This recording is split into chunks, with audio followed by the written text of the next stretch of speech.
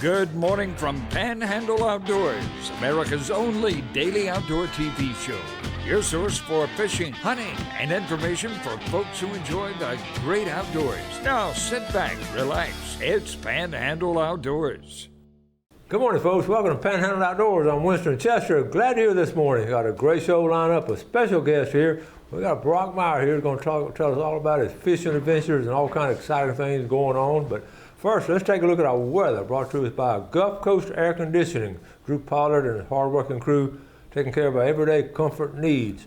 We're looking at a high today of 87, a low of 73, and our water temperature is at 87 degrees at the end of the pier, and it'll still be a little while before it starts cooling down. I say a little while, maybe a couple of weeks, it's going to start cooling down just a little bit.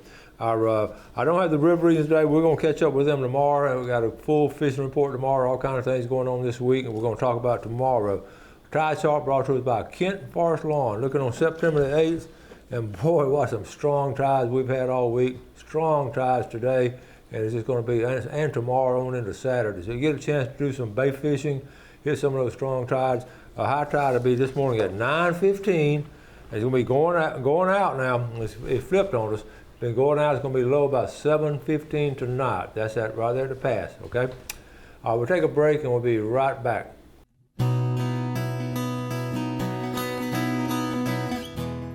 Okay, welcome back and welcome to Brock Meyer. Hey, thanks for having me today, guys. Glad you're back. We were talking about having him on last month or so. We just couldn't get everything scheduled. So busy, it's hard to schedule everything up together. I'm telling you, because Brock has been busy doing some serious fishing. Yes, sir. So tell the folks, first of all, let's go back over in case we have any new viewers.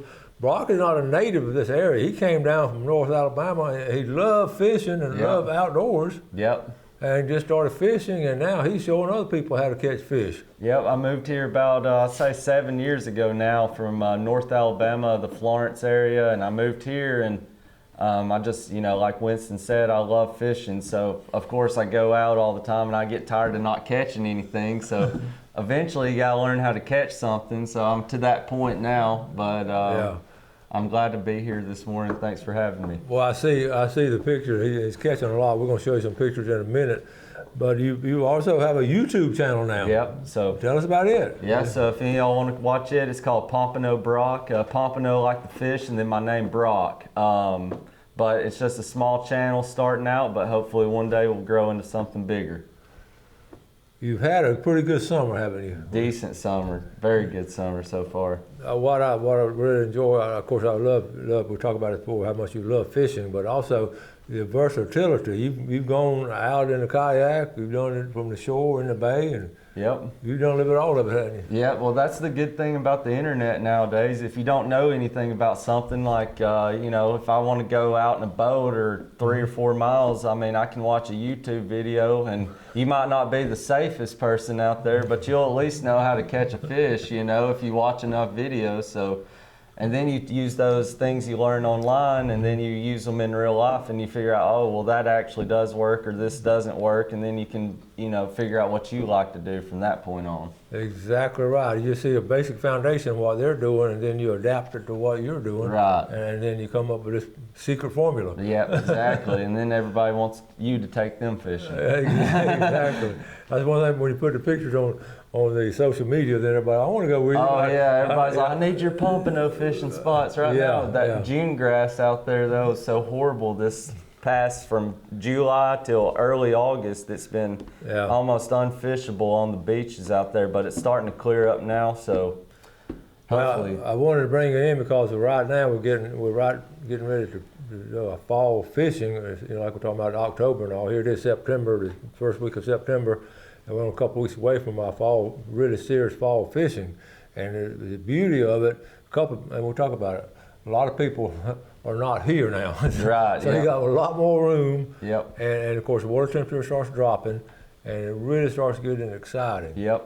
And all those boats are leaving the bay, all the rental boats are going, and they're not running as much anymore, so you got more opportunities to fish in places you wouldn't normally get to fish because of the amount of people that come to our area wanting to fish our area, and that just opens up room for more local things, for us to fish out there. In the 7 years you've been here, have you, just in that what I call a short window of time. Yeah, Have you noticed have you noticed the influence of more people now? Yeah, oh yeah. Even I mean, I live on the west end of Panama City Beach, so I mean, even down there, like 30A, Panama City Beach, it's growing every day. My street, it used to have about 6 or 7 empty lots on it. Well, now there's no empty lots, and there's 3-story houses on every single one of them. So yeah, it's good because more people are coming to our area and want to learn how to fish and want me or Winston, for example, to take them out, and that's great. But then the downside of that is you got less room to do anything. So, and I think one of the best barometers, and we've talked about it, we'll talk about it more, is actually looking at the scallop situation in St. Joe Bay. How and we've talked about that, about how you get so many people there, and there's only it might be 20,000 scallops. Yep. We got 10,000 people. Yeah, that's 2 per person. So you've caught some all kind of fish. Yep. I mean, just anything anybody can do is get a kayak, and on a flat day you can go out behind the second sandbar and take a sabiki rig with you, catch you a few cigar minnows, and throw them out behind you. There ain't no telling what's. I figured out there's I caught a 37-inch cobia just trolling around. I'm just out killing time and having fun doing it. So now, what Brock just said, in my mind, I flashed back to 100 years ago, because that's what some guys did. They didn't have a kayak. They would row out there. Yeah. Okay, and they would have live bait, and they would throw out there and just free line it. Just let that live bait go around. Yep. Still doing it, still successful. Yep. And the rowboats were made out of wood, so they started. They would leak a little bit, so they would bust it back in. Yeah, exactly. Can't go too far. Yeah.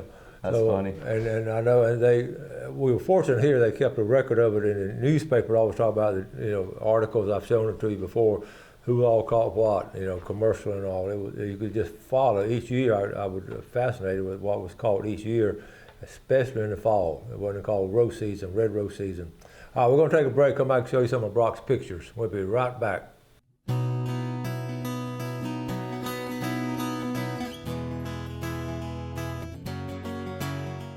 Okay, welcome back. Brock sent us some pictures. We got them set up here, and we're going to talk about each one. And it's going to be a combination of wade fishing and just what we do around here. We've been doing for a long time. So let's take a look at this first picture here. Brock, tell us about this. Well, we got my friend Waylon here. I went fishing with him the other afternoon, and we're just wade fishing, the bay like everybody can do. You don't need a special type of rod or any kind of boat to do this. You just get you some bait and go out there and start wade fishing around the docks. Basically anywhere in the bay that's deep enough to hold decent fish. This picture, you got a little black drum there. He's about 25 inches long, but a lot of people confuse those for a sheep's head because of the stripes on them. But it's actually a drum, and you can tell that by his mouth. Sheep's head have big teeth. But yeah, I mean, to catch fish like that, and like this one right here, this is around the Hathaway Bridge. This is my friend Sean. He's got a real nice mangrove snapper there for the bridge inshore. He's 14 inches, I think, but both those fish are caught on live shrimp. Just hook them through the head on the Carolina rig, just a 1/2 ounce egg weight, a bead, a swivel, about 3 foot at some 20-pound fluorocarbon leader, and a 1/0 circle hook. And you'll catch fish. I mean, just drop it straight down, you'll catch fish just like that. Just keep everything natural. You just keep it look natural. Yep. All right. Yep. All right. Here's Sean again. That's around the Hathaway Bridge. I'm sure all y'all go across that. That watch the show and all that, so you know exactly where that is. But that's a nice redfish. He got it just trolling a gold spoon, the simplest lure ever. Literally, you put it on like a 30 or 40-pound leader. It was trolling with this? Yeah. Because it's like a little 2 or 3 ounce gold spoon. Just throw it out about 50 yards behind you. You go across that bridge span right there, where on the south side of the bridge, all them redfish are schooled up this time of year out there. So there ain't no telling what you'll hook. People's hook grouper, Goliath grouper, the big red snapper, everything out there. So, and also hook a big sheephead. Yep. That's on the live shrimp again. I got lucky on him. I was just fishing for the mangrove snappers, and something big hit my line, and it turned out to be that sheep's head. He's about 20 inches or so. But super good eating fish. If you catch one, they gotta be 12 inches to the fork of their tail to keep. I recommend you keeping it because they only eat shrimp and crabs, so that's basically what they taste like. They're good, aren't they? Yeah, they're very good. I've never thrown one back if it was legal. I don't either. Okay, and this is offshore in my kayak. You can see my live bait right there in my Hobie drive where my pedals go in my kayak. That's a hardtail, and there's a bunch of cigar minnows down below him, but hell, I just put those little bait fish in that drive, and whenever I need a new bait, I'm on the reef right there, just about a mile out, dropping down cigar minnows. So, you know, anything's possible out there if you get the opportunity to go. okay, now getting back to trolling on the Gold Spoon, was he just with his drive? Yeah, just going, you know, going 2 or 3 miles an hour, just having fun pedaling across the bridge. We're going to the other side, and boom, boom, boom. All of a sudden, his rod started bowing over, you know. So. All right. What do we have here now? This is one of my buddies. He took me. Well, he moved here from New Zealand, so he had no clue how to fish here, and he has a 27-foot fountain. So I decided, you know, I'd go out with him and help him and show him a few spots I found out about over the past 3 or 4 years. And this is 6 miles basically straight out of Panama City Beach Pass, and there's a big patch of hard bottom out there. So, you know, you got to troll to find it. There isn't no public record of the numbers or anything. It's what you call a private spot. But if you find it, you can drop down on it, catch fish just like that. That's a big gag grouper. It was his first one he ever caught.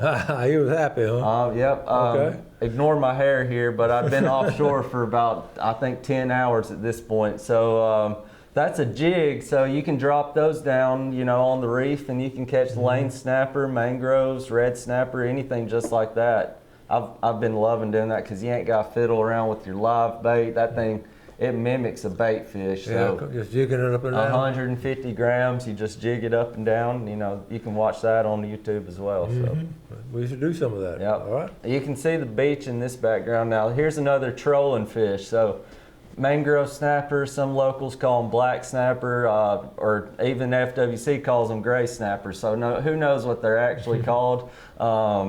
But that's what I call mangrove.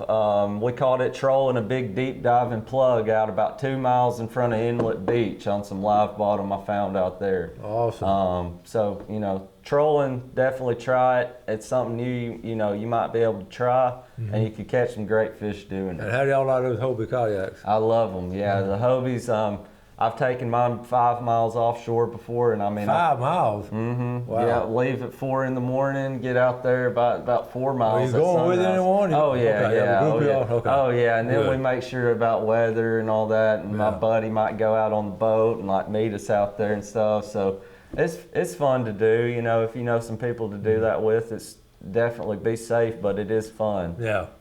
All right. What about this one? There's a king mackerel.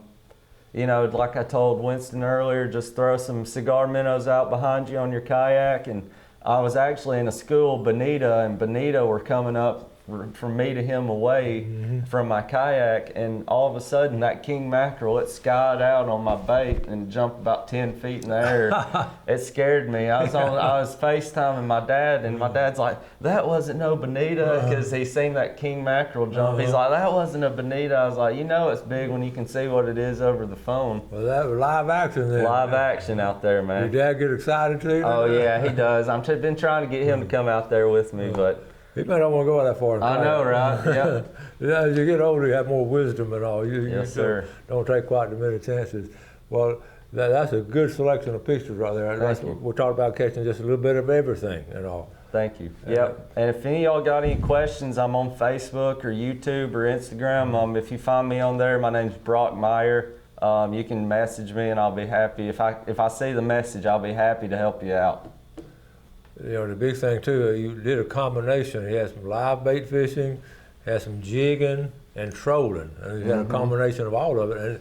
And we've talked about it before. That's really, you need to be adept in being able to do all kind of things like that. I've thought about it a lot lately. I used to fish on with live bait, then I've got on jigs for so many years. I'm thinking about going back to fish a little bit with live bait.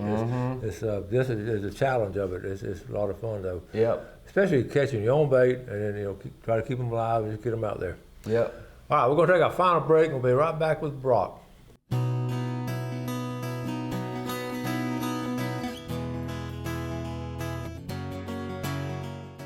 Okay, welcome back. Let's take a look at our fishing game times today, brought to us by Blue Water Outriggers in Port St. Joe. We're looking at this morning 10:18 to 12:18, and this evening from 10:46 to 12:46. And don't forget, we have great tides today and the next couple of days, so if you get a chance, take advantage of those great tides.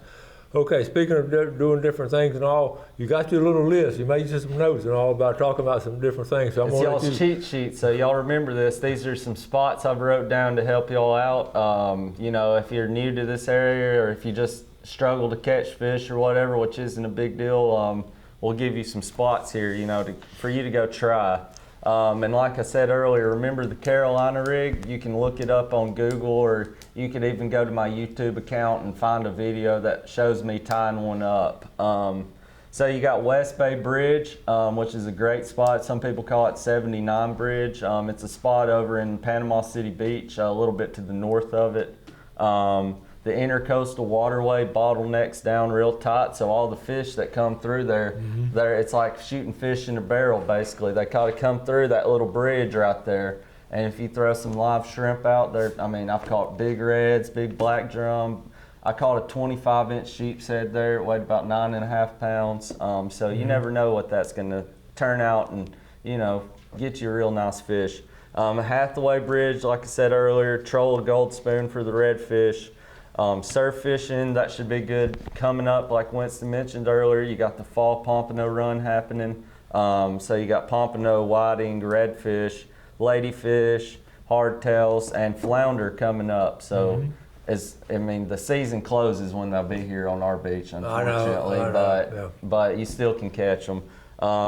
And the Panama City docks, any docks you can wade fish in Panama City or Mexico Beach, anywhere like that, you can use live shrimp or get you a cast net, catch some finger mullet, croakers, pigfish.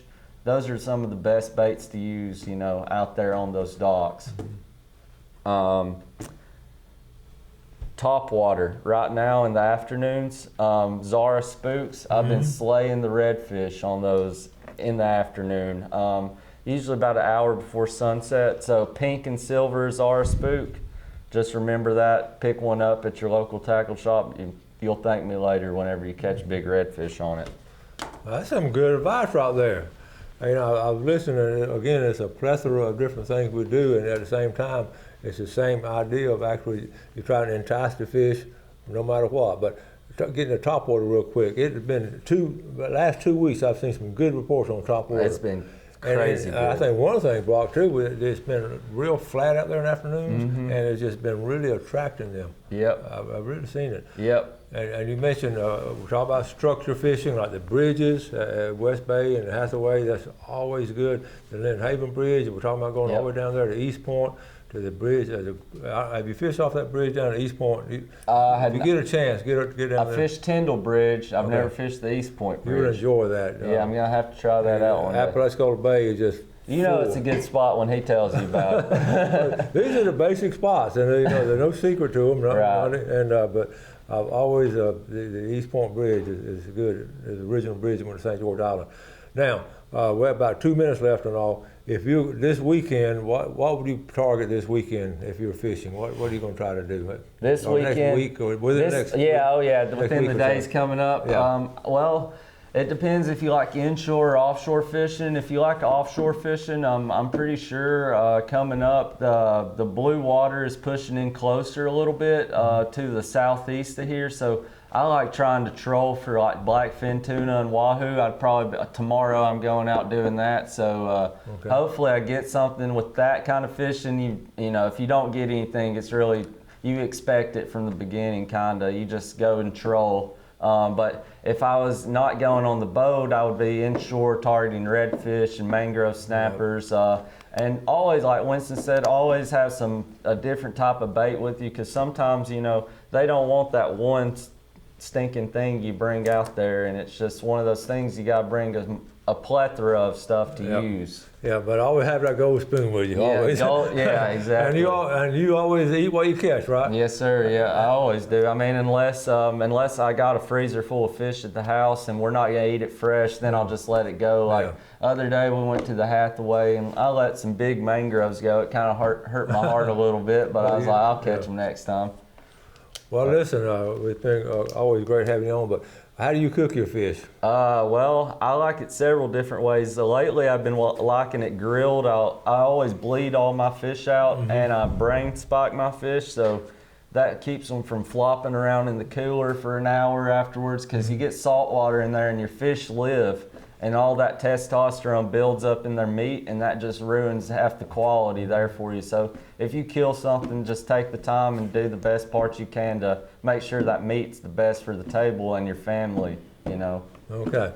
That all sounds good, and we're so glad to have you come back on. Don't wait so long next time. I know, right? Yeah, we got to get me on here more. We'll get you back on during the fall run. Oh, yeah. See how you been I'm ready for it. And wish you good luck and all. And Thank of you. course, Thank he's you. good about posting stuff. I'll show you some of the pictures he's posting and all, but that's good. Appreciate it, buddy. Thank you, Mr. Winston. All right. We'll talk about artifacts next time. Oh, yeah. I'll bring some arrowheads up here for you. I know.